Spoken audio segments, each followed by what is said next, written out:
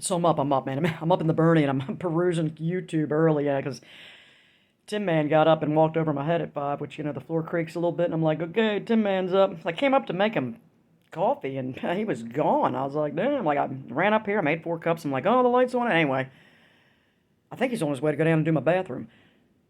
Perusing YouTube, and I'm like, something about Janet Jackson and her boob, the Super Bowl, the wardrobe malfunction. I'm like, and then this guy, like, it's a short, so I'm like, let me just look at it for a second. I had to watch it. It was like 1 minute, I guess. And I'm just like, and the guy's like, yeah, what do you think about this, man? Oh my God, like Justin Timberlake, it was his idea that, when Janet was supposed to wear a purple G-string that was inspired by blah, blah, blah, couture, and then he was gonna step on the edge of her dress and reveal her little G-string. That was supposed to be, the climax of the situation, and he wanted to outdo Christina Aguilera's performance and some other chick. Britney Spears is on the VMAs or whatever, so he was just trying to show Janet's ass with a little purple string between it. But instead, the night before he changed his mind, decided she'd ought to rip her freaking blouse open and let her tit flop out. And I'm just like, what? And he's like, well, what do you all think about this? Because apparently Janet took all the heat for the malfunction. And I'm just thinking, what? Then I go to the comments section. Oh man, she should have outed him. She should have thrown him under the bus. Oh, she should have done this, and he was trying to ruin her career. And what? He was? Because the best way to get your career going is to pull your tits out, as far as I'm concerned. Today, and by today's standards, so I don't know. I mean, she's so well established since before she could probably walk that in the game that was her. I mean, careers are only ruined when they want these people's careers to be ruined. I mean, they control every bit of the media, every single solitary bit of it. So if that's something I noticed when I was young. I was like, what?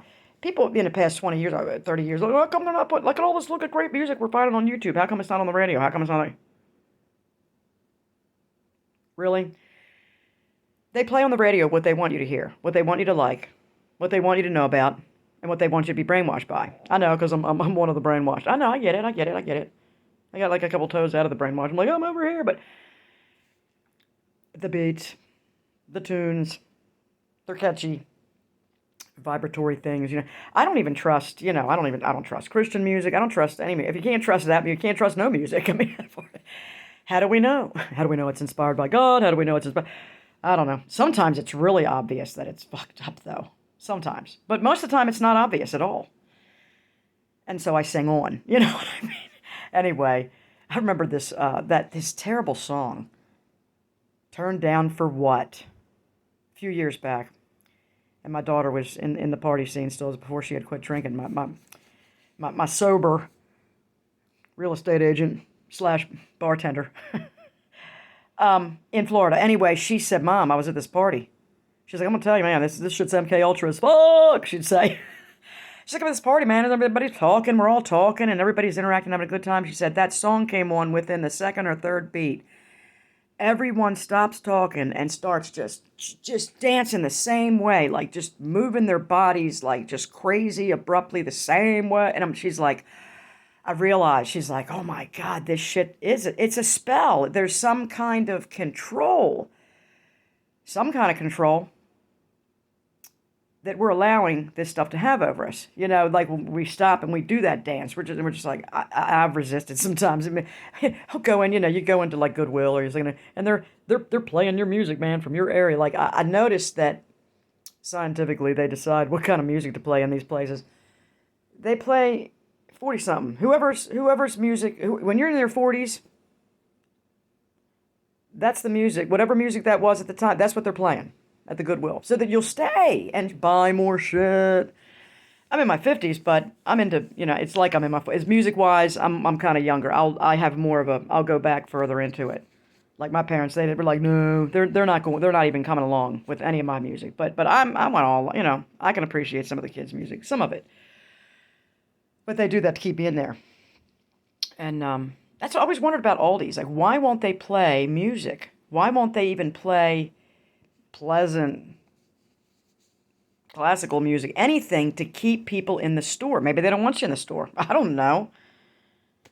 Maybe they don't want you in there that long. Maybe they just want you to rip in and rip out because they're making enough money anyway. Maybe that's the... You see, I don't realize these things until I start talking to you all. And then I'm going, maybe that's it. Thanks for helping me think through this shit. Now I know why Aldi's doesn't play music. Because they don't really want you in there. They want you to get the fuck in, get the fuck out. We're not here to entertain you. Get our cheap shit. And get the fuck out of here. Thanks, Aldi's, for helping me not waste time in your store and buy shit I don't need. Not that I go in there anyway. Lenny goes in there and he's like, I gotta get the fuck out of here. Every time he goes in, he's got armloads of shit. God bless the Leinster. I miss him. I love you, Lenny. I'll see you in a few days. Or whatever. On the other side. At the end of time. I don't know. I love that man. God, I love him so much. Ah! Okay. Have a great day, YouTube.